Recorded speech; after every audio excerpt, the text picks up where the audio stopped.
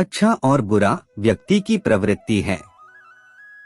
लेकिन सवाल यह है कि क्यों और कैसे कोई व्यक्ति अच्छा या फिर बुरा बन जाता है।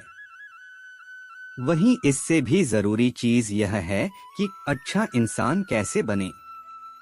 आज संसार में चारों ओर बुराई ही बुराई है। दंगे फसाद, लड़ाई झगड़े, हत्या और आपराधिक कामों से जुड़ी खबरों की कोई कमी नहीं है। इसका कारण है इंसान का बुरा बनना। जब इंसान की प्रवृत्ति बुरी हो जाती है तो संसार भी बुराइयों से भर जाता है। गौतम बुद्ध की इस कहानी से जानेंगे क्यों कोई व्यक्ति बुरा बन जाता है और बुरे काम करने लगता है।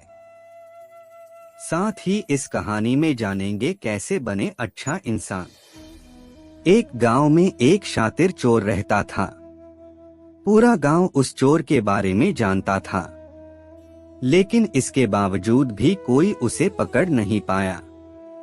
उस शातिर चोर ने अपना संपूर्ण जीवन चोरी करने में लगा दिया। इतना ही नहीं, आसपास के गांव और नगर में भी उसकी बराबरी का कोई चोर नहीं था। चोर का एक बेटा था जिसे वह अपनी तरह ही शातिर चोर बनाना चाहता था। इसलिए वह अपने बेटे से हमेशा कहता था कि कभी किसी साधु या सन्यासी के उपदेश को मत सुनना। यदि कोई कुछ कहे भी तो अपने कान बंद कर वहां से भाग जाना। बचपन से ही उसका बेटा अपने पिता से इन्हीं बातों को सुनता आ रहा था, जिस कारण ये बातें उसके मन में बैठ गई थी। ऐसे में बड़े होकर बेटा भी अपने पिता की तरह शातिर चोर बन गया। एक दिन उसे बड़ा लालच आया और वह राजा के महल में चोरी करने के उद्देश्य से जाने लगा। तभी रास्ते में लोगों की भीड़ नजर आई। चोर ने देखा कि लोग एक सन्यासी के चरणों में गिरकर उनका आशीर्वाद ले रहे हैं। वो सन्यासी गौतम बुद्ध थे। चोर साधु सन्यासी से दूर रहता था क्योंकि उसे अपने पिता से यही सीख मिली थी। लेकिन भगवान बुद्ध को देख वह उनकी ओर आकर्षित हो गया। इसका कारण यह है कि पहली बार उसे किसी तेजस्वी व्यक्ति के दर्शन हुए थे। अचानक उसे पिता की बात याद आ जाती है कि साधु सन्यासियों से दूर रहना चाहिए। चोर असमंजस में रहता है कि वह सन्यासी के पास जाए या चोरी करने के लिए आगे बढ़ जाए। एकाएक उसके मन में यह प्रश्न आता है कि आखिर पिताजी क्यों साधु संतों से दूर रहने को कहते थे। इसका उत्तर जानने के लिए चोर भी लोगों के बीच बैठ जाता है और भगवान बुद्ध के उपदेश सुनने लगता है। बुद्ध लोगों को झूठ बोलने की व्यर्थता और विश्वासघात के बारे में बताते हैं। उपदेश समाप्त होने के बाद सभी लोग अपने घर लौट जाते हैं और चोर भी चोरी करने के लिए महल की तरफ निकल जाता है। लेकिन पूरे रास्ते वह यही सोचता रहता है कि क्यों न एक बार उस सन्यासी के उपदेश में कही बातों को मानकर देखा जाए। इस तरह से वह चोरी करने के लिए महल की दीवार से कूदने के बजाय महल के द्वार से अंदर जाता है। उसे देख महल के द्वारपाल उसे रोकते हैं और भीतर जाने का कारण पूछते हैं। चोर कहता है, मैं चोर हूँ और महल में चोरी करने जा रहा हूँ।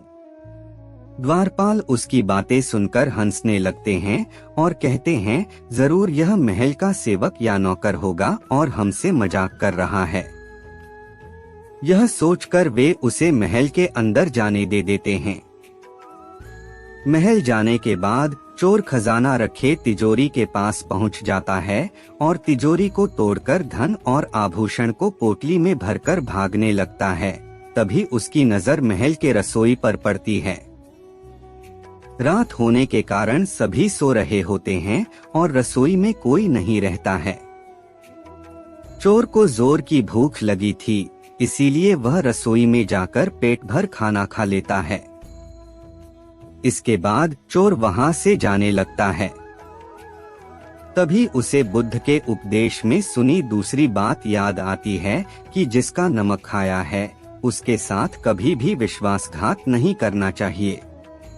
चोर सोचता है मैंने इस महल का नमक खाया है, ऐसे में इनका धन चोरी कर मैं इनके साथ विश्वासघात करूंगा। इसीलिए चोर चुराए हुए धन को रसोई में ही छोड़कर जाने लगता है। महल के एक व्यक्ति की नजर चोर पर पड़ जाती है और वह शोर मचा देता है, जिससे महल के लोग चोर को पकड़ लेते हैं और राजा के पास ले जाते हैं। राजा चोर से पूछता है कि जब तुमने चोरी कर ली थी तो फिर इसे छोड़कर क्यों जा रहे थे?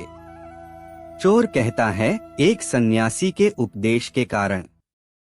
चोर की बात से राजा प्रभावित होते हैं और उससे कहते हैं, अगर तुमने ऐसे उपदेश बचपन से ही सुने होते तो तुम कभी चोर बनते ही नहीं। इतना कहकर राजा ने उसे कोई सजा नहीं और छोड़ दिया।